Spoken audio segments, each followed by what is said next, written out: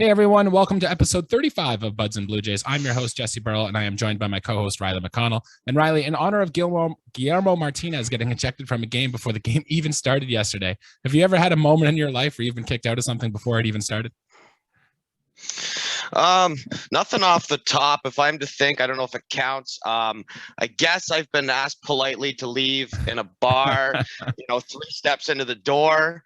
But no, very impressive feat, man. And I think that goes back to a 64% in the category on the umpire scorecard. Which, yeah, you know what? I'd be cheesed too. So that's very impressive by I believe the hitting coach. Great. Yeah, I mean, maybe he just got tired of staying up for an extra inning game and asked to leave early politely and didn't want to ask. This was his way to get out of it. But who knows? We'll talk about the umpiring a little later in the episode. But today on the show, we've got a lot more to cover. We got our game recaps. We got our thumbs up. We've got our thumbs down for the series. We've got news and notes. We've got some fun stats. And as always, we're going to preview our upcoming series against the Brewers. Riley, you ready to rock? Let's do this, man. All right. Well, the Toronto Blue Jays lost the series. They only won one of the 3 games after losing the previous series against New York, so we are on a little bit of a slide as of now. We currently stand with a record of 39-30. We're 11 games back in the AL East, and we're still in the top wild card position. However, we're only 1.5 games up. We've got the Cleveland, Minnesota, Tampa Bay, and Boston right on our heels now. So now we really got to start winning these games and winning series. Game 1, the Jays lost that game 8-7. Jose Berrios couldn't keep his good stretch going. Jays gave up runs in each of the first 5 innings. They tried making a comeback, but fell 1 run short. Home runs from Tapia and Bichette in this game. Game 2 was the extra inning affair. It was 7-6 for the White Sox in 12 innings. The Jays had a 98.7% chance of winning this game at one point and couldn't come through. Bichette and Gurriel Jr. came up with 2 men on late, but couldn't bring them in. Jordan Romano had the blown save in the 9th, and this was the umpiring game that we'll touch on later. And George Springer had to leave this game as well with an injury. Game 3, the Jays won 9-5. Jays roughed up Lucas Giolito for the second time in 2 weeks. We had home runs for Teoscar Hernandez and Alejandro Kirk, and plus a grand slam for Bichette. Ross Striplings did his job, got back on track. Jays bullpen gave up some run lates, but were able to seal the deal. So Riley, the floor is open. Lots to talk about in this series against the White Sox. Who gets your first thumbs up? Well, like you said, game 3 was a 9-5 game. And if you do the math correctly, a grand slam is 4 runs. I see 4-run differential. So let's give it to Bichette, man. Sure, yeah. And we were right on course with it. I think last episode I said it's about time. Let's see Bo's power numbers get up. Well, a home run, 4 RBIs with 1 swing of the bat will do that.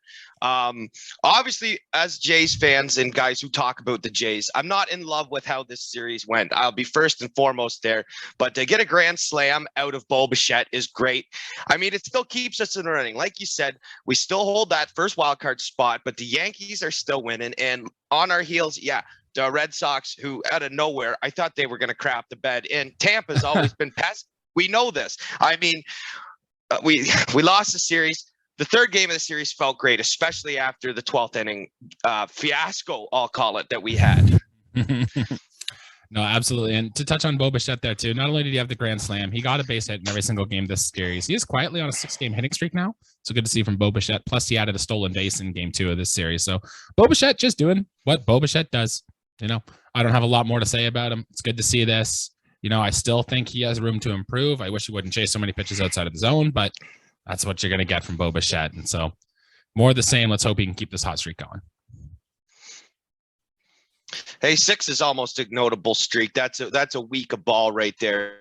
Got to be feeling good about himself. I'm feeling a bit better about Bo after the series.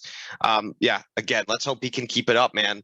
So, same game. You want to talk about one of our guys, Jesse? Do you want to talk about Stripling? I mean, yeah, he certainly had, I would say, one of his best start, if not the best start of his season so far. Man, what a blessing Ross Stripling has been for this team. And you remember how bad Ross Stripling was when we got him in 2020 and how bad he was in 2021. And we're thinking, what are we going to do with this guy? He's supposed to be our 6th starter coming into the year. He hasn't looked good. Like, he hasn't come close to matching those numbers he put up with the Dodgers. But this is the guy we were hoping to see.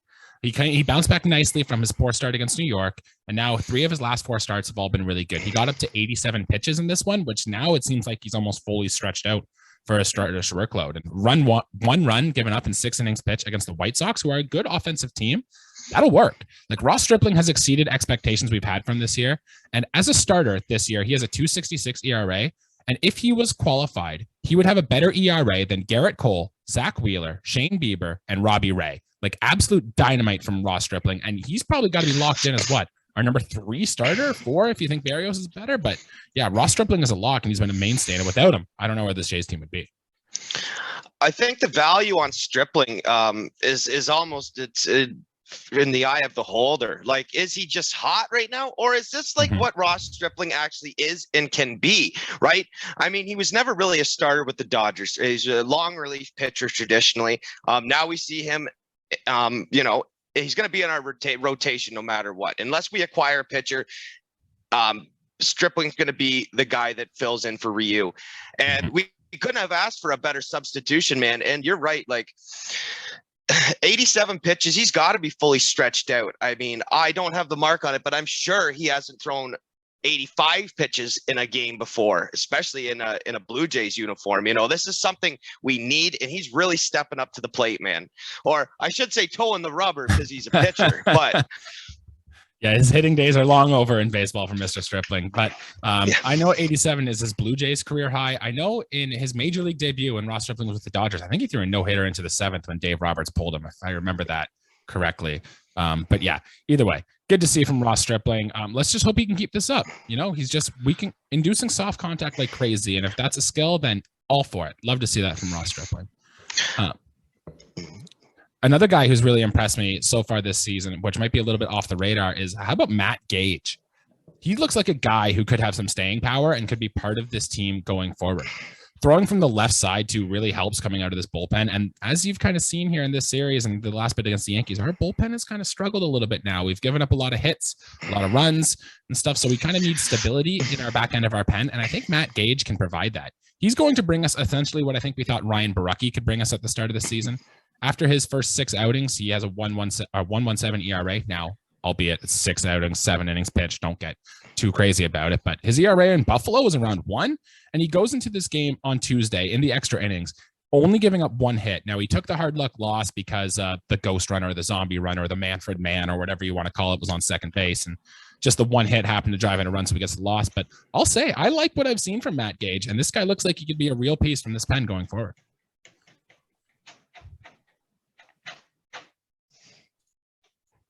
Want to add anything else here, Riley? Anything else on Matt Gage or talking more about the pen? Come on. I hear you. You're there. All right. Well, another guy we got to talk about. Don't have much to say because this guy's been amazing. But how about Alejandro Kirk? He's been doing it again this year. His man has been on fire. I don't really have anything else to say. He only started 2 of the 3 games in the series there, but 2 more home runs for Alejandro. Put him in the All-Star game. Let's go. Just to make Yankee fans upset, if anything else.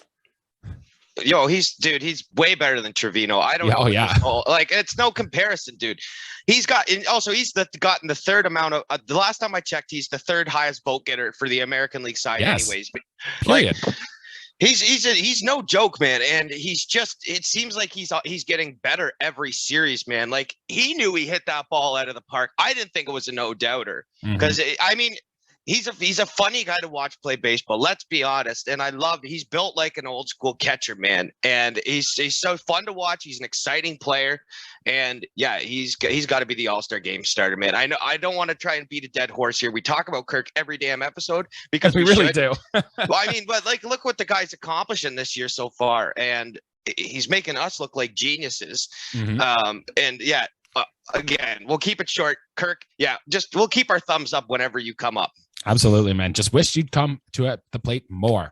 Let's see it. Yeah. From the thumbs up, we're going to turn those around now into the thumbs down. And Riley, did you know that before he went 1 for 4 in the series finale, that Santiago Espinal was 0 for his last 25? I did see that. Yeah, I did. That's a bit of a dry spell for Santiago Espinal. Now, Charlie Montoyo clearly hasn't lost faith in him. He's been in the lineup every single day, and he's been, even when righties are on the mound, so he hasn't been platooning with Bichette, at least not yet. So he's still got that firm hold on that second base job.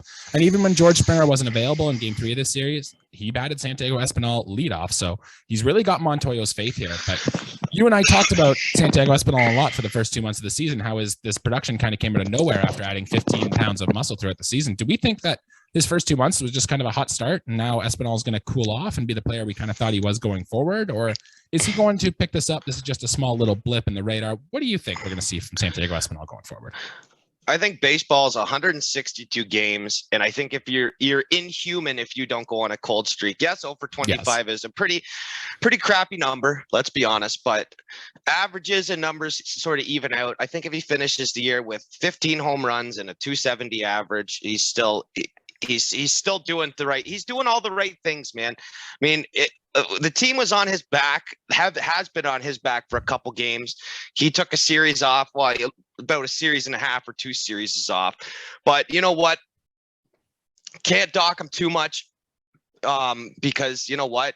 He is versatile. I don't mind him hitting lead off or second the odd game if someone needs a rest, or, well, we don't know with Springer out now, but no. Right, yeah. Espinal's a good player. He made a lot of improvements and changes to his game, and physically is just stronger. And yeah, he's a good ball player, just on a cold streak. All right, that's good. Nothing for it, because we're going to need Espinal to be productive if we're going to get things going forward. Riley, did you want to toss some thumbs down to somebody from this series? I don't know. We had Berrios have another, we can get into Berrios that. has been Oh yeah, no, I just want to say, it's since the first game of the year, then you get him doing a career high in strikeouts. Berrios is all over the map, dude. I don't know what to make of this guy right now. And I had such high confidence in him, even 5-6 starts in the year. And slowly, my confidence is almost going down, which I hate to say, but Berrios just has not been Jose Berrios, what he can do, man. He's just another crappy outing. And, he's just getting hit hard and hit around. He's getting hit hard off of, which is just, really hard. He shouldn't happen. Oh, just incredible. Yeah, that's just another thumbs down. Berrios has got to sharpen up his game. He's got to get back his craft a little bit more. This is not the pitcher that we acquired. I mean, this is someone else. He's got to come back, I hope. For what it's worth, Jose Berrios has always had these inconsistent stretches of his career. Now, people give Jose Berrios credit because of his consistency, because year after year, he ends up with a mid-3s ERA. His numbers in strikeout rate and ground ball rate are all roughly the same. But the journey he takes to get there over the course of a season is a whirlwind. And we've seen that whirlwind so far here this season as well. He had 3 good starts in a row, quality starts in the 5 of his last 6, but the one he didn't have was terrible against the Angels, and this one here was also quite terrible.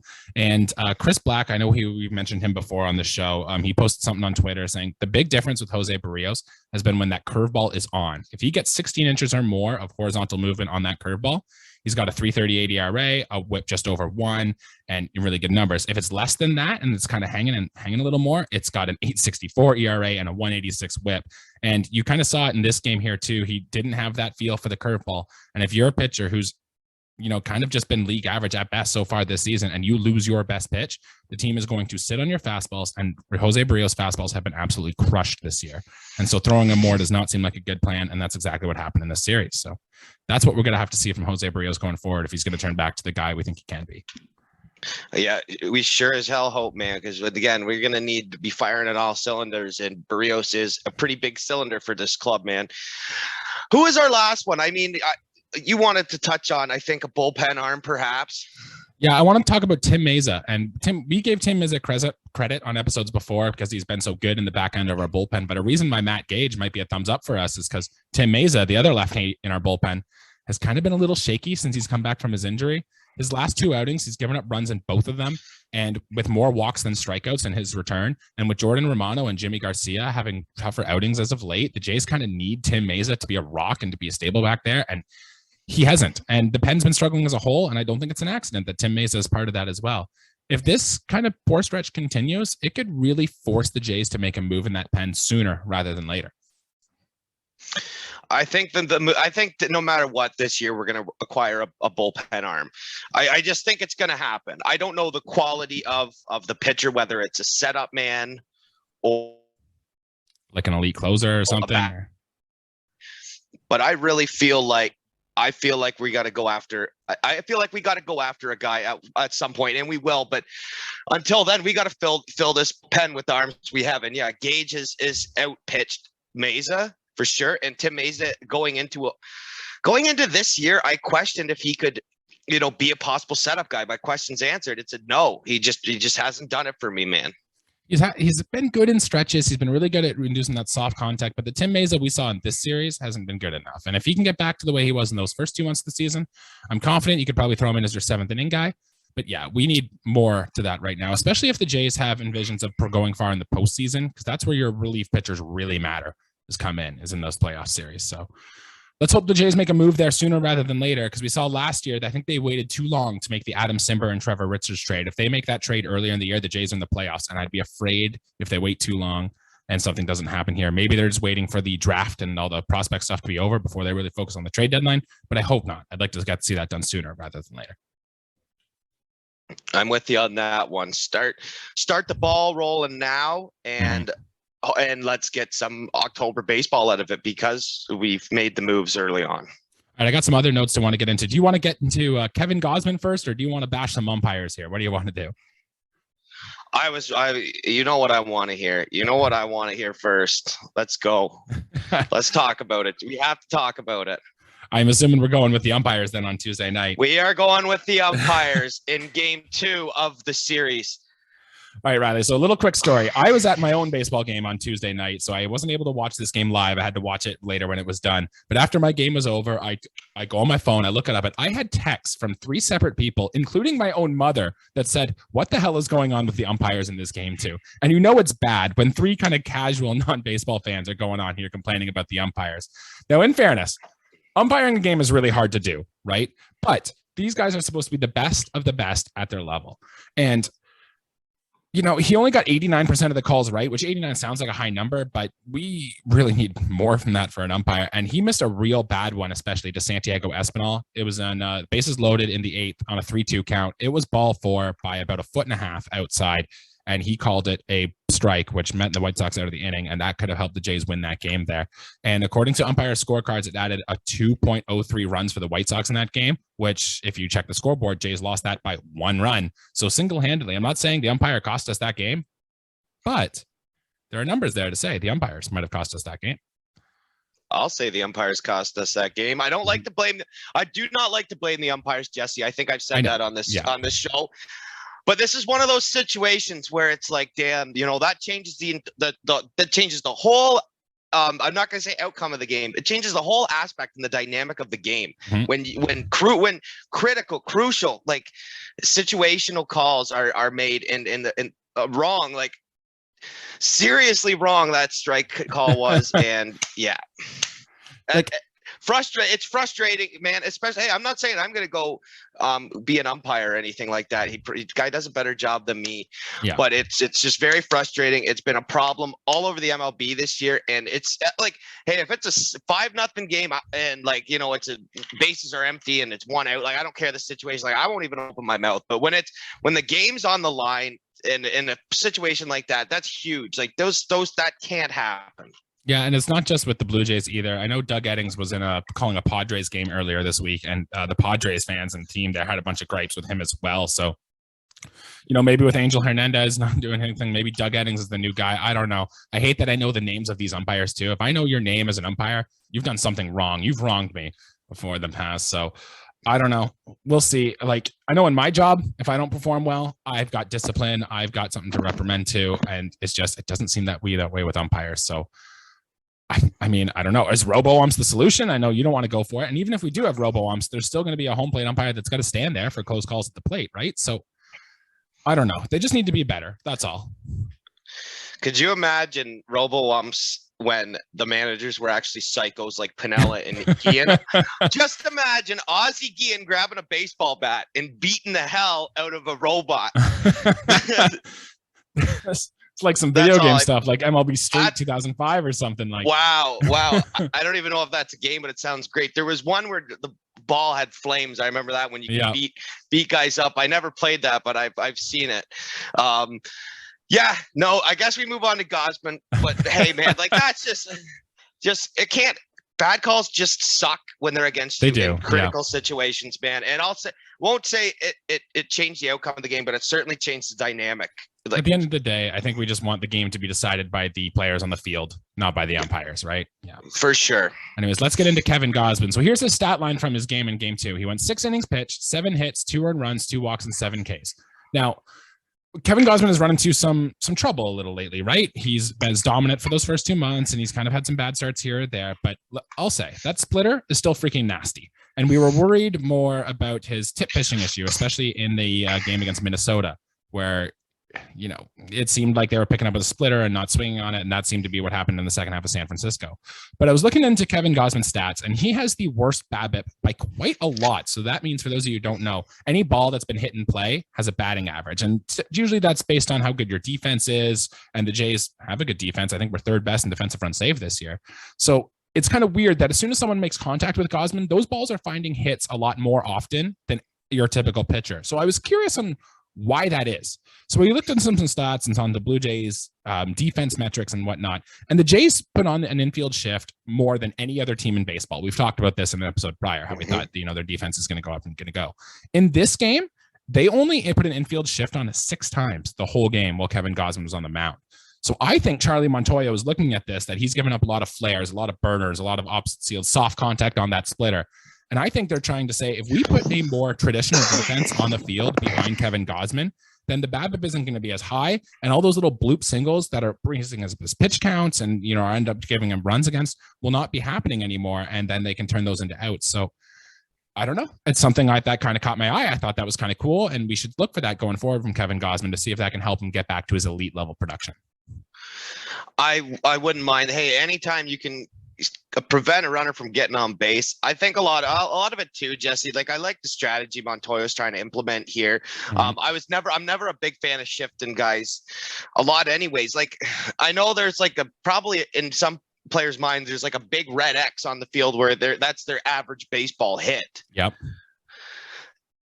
And it just seems like, okay, now you play at that red X where that ball is going to be hit. Well, no, that guy just hit one 5 feet that way. And now you start playing like I like traditional playing guys straight up, unless it's a big lefty pole hitter or, guys like that, like that's fine. But anything to prevent getting runners on. And again, I think Gausman just is cold right now. And yeah, if he throws more splitters, he'll strike more guys out too. I just want to make that clear, because like you said, his splitter is nasty. Yeah, absolutely. I don't know, just something curious, a little thought I had. We'll see how that hands in going forward, and we'll see if the Blue Jays can go for it. Riley, I want to touch on, okay, did you notice, now this didn't come in to happen in the White Sox series, but it happened in the Yankee series, and I've kind of noticed it a lot throughout the season. So I wanted to bring this up to you now here. The Jays in the Yankee series went into a game where they were down by 1 in the 9th inning. And they went, I believe, ground out, pop up, and ended the game. And then I was trying to think to myself, when was the last time the Jays went into the 9th inning down by 1 and were able to at least tie the game or win the game? Off the top of the head, do you know?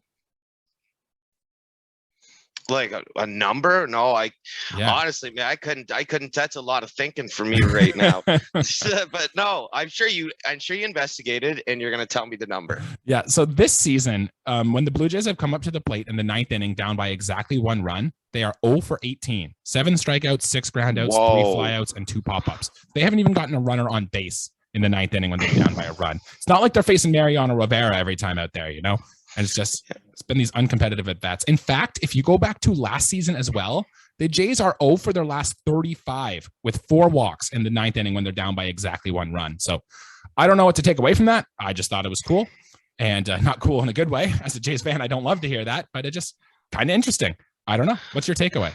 Oh, I have actually, if you really think about it, Jesse, that's an abysmal stat, dude. Mm-hmm. Like, you talk about Gausman getting up flares. Well, we're not even getting like those little grounders, choppers, like through the hole, like things like that. And oh no, that's bad. And that might be pitch recognition. Like, I would like to know what the correlation is between the pitches we've seen.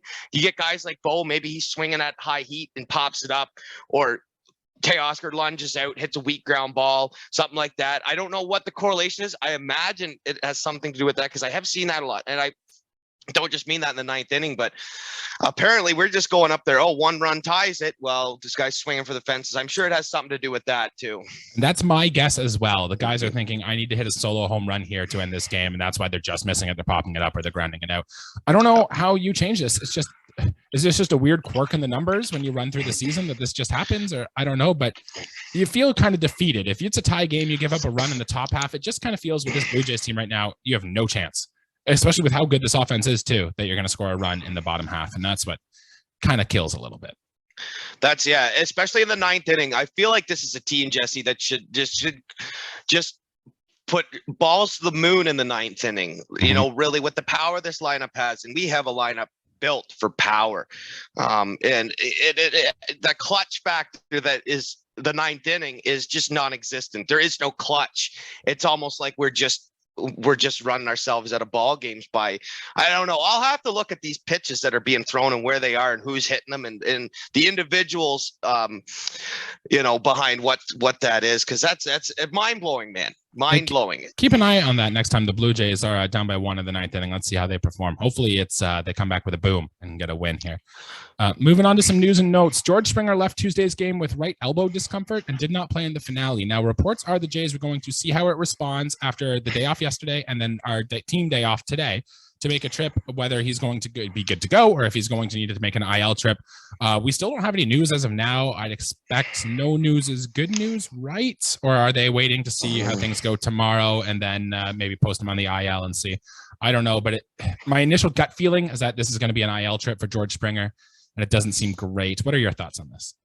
I think they move him to the IL, which sucks because you want to talk about backing up stats. We all know that we play better with Springer in the lineup. Yes. That's just a proven thing. I hope it's not long, but again, it's not something you want to aggravate. Especially for a guy who's dealt with injuries a bunch too in his career, right? Yeah, man, and it sucks. It does suck too. And I begs the question, Jesse, you know, I know Tapia had a home run in the series, but he could possibly be getting a good amount of time. Maybe we'll say 2 weeks. You know, I don't know how long. If it's a 10-day DL, let's say Tapia is the starter for 2 weeks. I mean, what does that do to this team? I know we haven't been a fan of him, and so far this season, I know he had a home run against the White Sox, but again, Palacios getting DFQ'd. Like, go back to that. We said that 40 years ago. We said that, or however long. It was a few months back. No, it just never like when guys are hurt. I mean, Jansen's still in the IL, or else I'd be talking about him right now. And now Springer getting moved there. Yep. I could just imagine. If he does go to the IL too, you'd imagine it's probably a lot of Raimel Tapia and Bradley Zimmer again, who, in Tapia's defense, like you said, he did have a home run. He had played a little better as the series has gone on, but I think is my definite feeling about Raimel Tapia going through this lineup right now. It would be nice if the Jays could go get that outfield depth that we've been talking that they should get. But God, honestly, since the start of the season, we were saying they need another outfielder here. And I haven't checked in the farm, but I don't know if there's a guy down there who could come up and produce for us here. And I don't know, maybe it would just be so nice if like Gabriel Moreno could just go out and shag some fly balls in left field or something, just to get that bat in the lineup and know. And I know he's never played in his big league career. Maybe we see more Bichette in the outfield. I don't know, but we just got to see something, especially if George Springer's hurt, because this offense is going to miss him. I know that Bichette will probably play some corner field, probably right field. I'm sure that Tapia will get, I would say, the majority of the workload that is George Springer's replacement. I'm with you on there. Some other news and notes. Jimmy Garcia is also dealing with some side discomfort. Zach Collins has been called up and is on the team's taxi squad. Danny Jansen is continuing doing baseball activities, but still isn't ready for a rehab assignment quite yet. And Troy Tulowitzki, remember him? He has been named. Do I remember Troy Tulowitzki? What is this, Jesse? One of my favorite players of all time, Troy Tulowitzki. He has been now named coach at the University of South Carolina, coaching their baseball team there. So I thought that was a kind of cool nugget for Troy Tulowitzki, who you and I both were big fans of.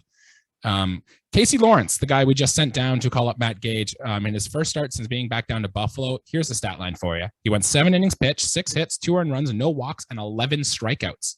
Now, I only bring that up because the Jays do need pitching depth. And next week on our schedule, we do have a doubleheader against the Tampa Bay Rays. So I'm thinking maybe, hey, this guy might be our guy to come in and pitch for that game and that team. Just something to think about going forward.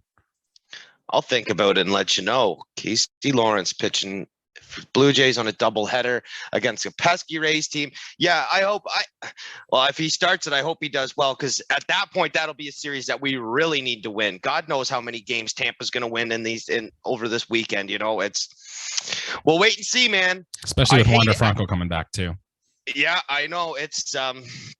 It's tough, man. No one said this was ever going to be easy, Jesse. No. It's going to be tough. And the AL East is just so unforgiving, man. Orelvis Martinez, the Blue Jays' second best prospect behind Gabriel Moreno. We haven't talked about him in a while. Here's an update for you. He's kind of been struggling with the New Hampshire Fisher Cats. He's been hitting 207, 281, 345. A steady diet of fastballs in and off-speed pitches away seem to be the culprits. And I wonder if this hurts his trade value at all, or if this is just a blip and he's going to get hot. But you never want to see a guy. I know he's one of the youngest players in AA, but you never want to see a guy struggle, especially a top prospect like that. Well, especially at the AA level. I know what you say about the stone's throw thing. Once you're in AA, it's only a stone's throw away. But, AA is so different than even AAA. I know it's a big mix of prospects. There are a lot of older players in AAA. AA is still a very young group, and him being even younger. I think last year he was with the Dunedin, correct? Yeah, it was high A. Yeah. He was with high A club last year, and he did great there. I know he's struggling. Again, I don't think it decreases his value. I think Orelvis Martinez is a valuable young infielder, and I don't want to trade him away. I would like to keep him in our system and let him develop with us. I mean, it's not like I don't think you move a guy like that around. Like if he's hitting 207, whatever. Like let's see what he does, man. He's got time to turn it around. We're not calling him up tomorrow and have him in our lineup. He's got time to develop his tools, and hopefully he starts hitting the ball better. That's all you can really say, man. Yeah, I think the Jays want to see him kind of make a comeback here too, right? They want to see the guy struggle and see if he has the mental fortitude to readjust and get back on track. So we'll keep an eye on that going forward. Well, Riley, after an off day today, the Blue Jays make a rare trip to Milwaukee, a place we don't go too often. They will face the first place Milwaukee Brewers. And although these starting pitchers have not been confirmed, I've got an educated guess at, I think, what it's going to be. Game 1 on Friday is going to be Alek Manoah against Adrian Hauser. Game 2 is going to be Yusei Kikuchi against the defending Cy Young Award winner, Corbin Burns. And Game 3 will be Jose Berrios against the guy we just saw a few weeks ago in Minnesota, Chichi Gonzalez, who is now on Milwaukee, and we will get to see him again. So, Riley, what are you hoping forward to see from the Jays in this series? I'd be really looking forward for a winning series, whether that be taking 2 games or a sweep. Again, we've lost our last 2 series, and the mood's been down for me as far as the level of baseball we've played. Now we're playing a team that plays in the National League Central and a diamond we don't play at a lot. I mean, let's see, like, go nuts. This would be a game to change the lineup up. Like, I know Kirk's been hitting cleanup. Great. Keep him there. Like, you want Vladdy hitting 2? Maybe this is the game for it. Yes, like, I want Vladdy hitting 2. Or Bo hitting even 3 or 4. Like, I mean, this is the time to do it. I'm not saying it's an experimental series, but we're throwing, hey, like, Manoah's going to go out there. He's going to rock it. We're also against some good pitchers. This is a great game for Kikuchi and Berrios to both bounce back. Jose Berrios needs it, man. Like, he needs it. He really needs it. Like, Milwaukee is one of the best pitching clubs in the MLB, dude. That's all I have to say. Milwaukee's got probably the best whole staff in the National League. Yeah, and I mean, they're dealing with a lot of injuries right now with Woodruff and Wandy Peralta, and I feel like there's another one I'm missing that's on the IL right now too, but their bullpen's still good. I think Hader's healthy right now, and he'll be there, and a whole bunch of stuff. I'm excited to see our old friend Rowdy Tellez. It'll be good to see him again. And for me, I really want to see Kikuchi. I know he's in tough against Corbin Burns, but I want to see him hammer that fastball early and often, throw that pitch more, and hell, I want to see a good curveball from Jose Berrios as well. My prediction here is they're going to take 2 out of 3. Manoah's going to do his thing, and I will tell you right now, hammer the over in that Chichi Gonzalez Jose Berrios start, because that's going to be a slugfest, and let's just hope the Jays come out on the right side of that one. Yeah, I'll say that we almost hit double digits in this series for a run. I think we probably get 8 or 9 runs in that Chichi Gonzalez game. And Berrios, let's hope he doesn't give up 5, 6, 7 runs. I agree with you, man. I think we take 2 out of 3, but we're in tough. I wouldn't be surprised if it's a pitcher's duel in one of them either, because you're going up against Corbin Burns. What do you expect, man? I'll admit, I don't feel great about this series though either. Nope. So, yeah, if we're gonna lose a game, it's because we just got shut down by, like you said, last year's Cy Young Award winner in the National Leagues. And not much you can do about it, man. You're bound to run into someone like that. in the long season. Well, that'll do it for our episode here today. Thanks everyone for tuning in. Big news from us, because not only can you find us now on YouTube and Spotify, but we are now on Stitcher, iHeartRadio, Amazon Music, and Samsung Music. We aren't on Apple or Google Podcast yet, but in due time we should get there. So you can find us almost anywhere you can find your podcast now. So that's good stuff. Thanks everyone for tuning in. Make sure you like and subscribe and give us those 5-star reviews and all that fun stuff. Riley, anything else to throw in before we get out of here today? Oh, one more win for my Colorado Avalanche. We had Nazem Kadri with the OT winner last night. 6 men on the ice, though. Well, look at the picture. Tampa had 7. Shout out today. Well, look at it. Shout out today, too. My buddy Ian Dolmage, his 30th birthday's today. Ian, if you're listening, which you should, I told you to listen to us. Happy birthday, man, and have an awesome day. Yeah. Go Colorado. And like I said, more importantly, let's go Blue Jays. We need this series win against the Brewers. Let's go, team. Absolutely. We'll be back on Sunday to cover that game. Until then, let's go Blue Jays.